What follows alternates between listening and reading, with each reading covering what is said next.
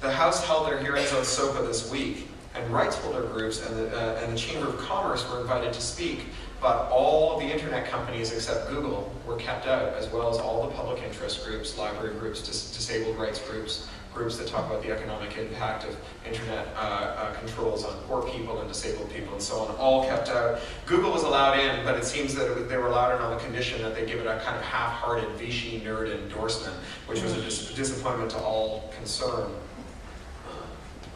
SOPA doesn't just claim jurisdiction over the American internet. It claims jurisdiction over every website in the world, provided that that website has at least one page that is, quote, directed to the US and is alleged to be taking or have taken steps to avoid confirming a high probability of infringement, that is to say, having a password or any sort of privacy feature.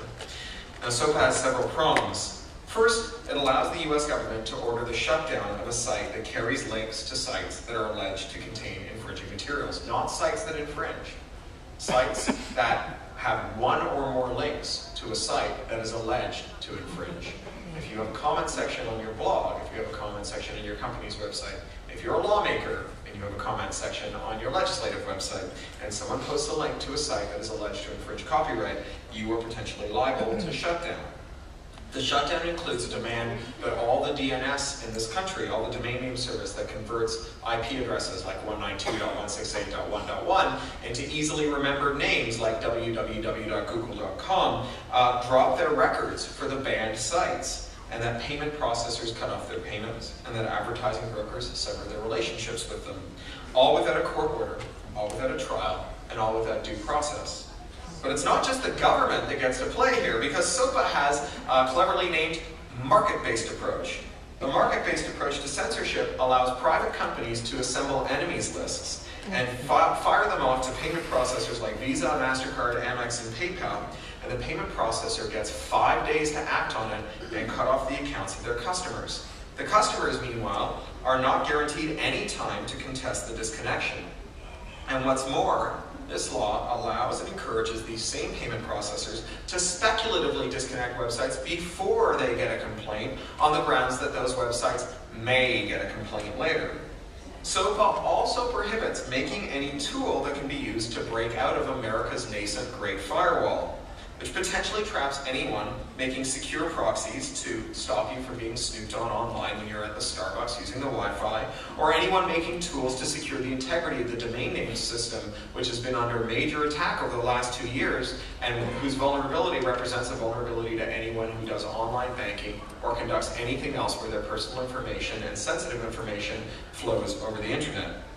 SOPA really is the worst legislation the American internet has seen, but it's hardly the only pending disaster. For example, on Congress's plate now is S978, the so-called illegal streaming bill, that makes it an imprisonable felony to infringe copyright by publicly performing a copyrighted work without permission by streaming it on the internet.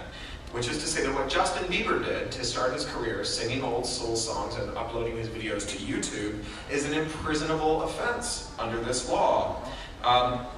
Posting videos of you and your friends singing a copyrighted song in your basement, or appropriating a copyrighted tune for your folk song, recording it and putting it on your YouTube channel, so long as it's streamed more than 10 times in, I believe, a 60-day period, you're a felon. We are ramping up liability for intermediaries in the name of helping artists. But in these regimes, intermediaries get two choices: put all their customers at risk of random law enforcement blackouts, or refuse to host anything unless it pays enough to hire a lawyer to make sure it won't get them into trouble. And if the intermediaries have to hire lawyers, then that cost will be passed on to artists. We have intermediary law totally, absolutely backwards. With DRM, we give intermediaries new rights that they don't need or deserve.